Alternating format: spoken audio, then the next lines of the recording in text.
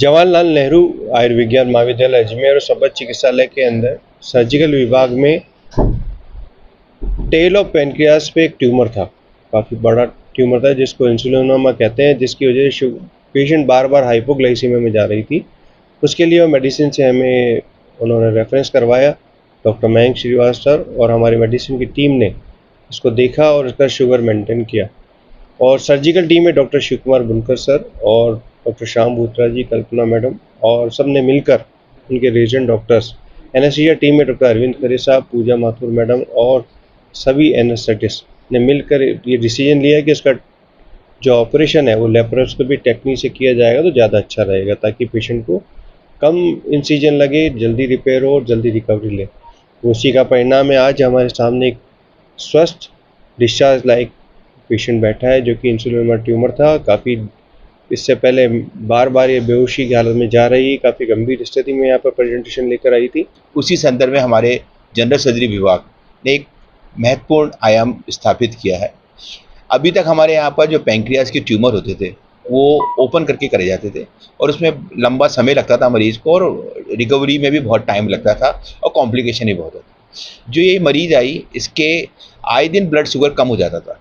एक बार ये मरीज़ आया, हमारे ओटी टेबल पे आया, इसका ब्लड शुगर 40 आ गया, फिर हमने कवर करा, फिर अगली बार इसको वापस लिया और उसको ब्लड शुगर को मेंटेन करते हुए इसको एनेस्थीसिया दिया गया। ये अपने आप में एक चैलेंज था, क्योंकि अगर ऑपरेशन के दौरान ब्लड शुगर कम हो जाए तो हम कैसे मैनेज करेंगे, वो हमारे लिए एक चैलेंज था। वो हमारी टीम ने किया विधिवत रूप से और इसको सकुशल मरीज़ की इसमें रिकवरी हो गई।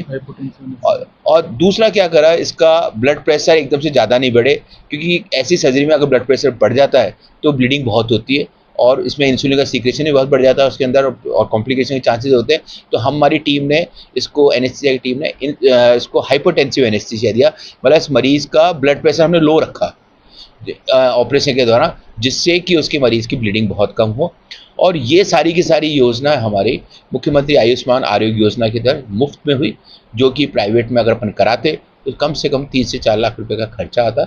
आज मरीज़ बिल्कुल डिस्चार्ज के लायक है। कंडीशन में था पेशेंट और क्या? ये पेशेंट मेडिसिन डिपार्टमेंट में एडमिट था, जिसमें डॉक्टर नील सामरिया सर और डॉक्टर मयंक श्रीवास सर इस पेशेंट को देख रहे थे।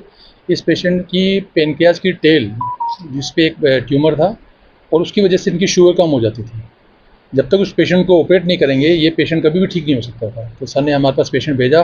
डॉक्टर श्याम सर के नेतृत्व में हमने ये डिसाइड किया कि इस पेशेंट को लेप्रोस्कोपिकली करना चाहिए, क्योंकि अदरवाइज़ तो इस पेशेंट में ब्लीडिंग बहुत ज़्यादा होती है और घाव, चीरा बहुत लंबा लगता है। चीरे की वजह से पेशेंट को ठीक होने में वक्त लगता है और बाद में हड्डियाँ बनने के भी चांसेस ज़्यादा रहते हैं ऐसे पेशेंट में, क्योंकि कम से कम आधा से ज़्यादा पेट को कट करके फिर इस पेशेंट को ऑपरेट किया जाता है। लेकिन लेप्रोस्कोपिकली फ़ायदा ये हुआ, पेशेंट जल्दी डिस्चार्ज हो गया, कम चीरा लगा, ब्लड लॉस कम हुआ। तो ये अपने लिए एक एडवांस जो हमने जो सर्जरी की है इसका फ़ायदा मिला है अपने जेएलएन के अंदर। ये संभवतः पहला ऑपरेशन है जयपुर के अलावा, ये इस टाइप की सर्जरी कहीं नहीं हो रही है।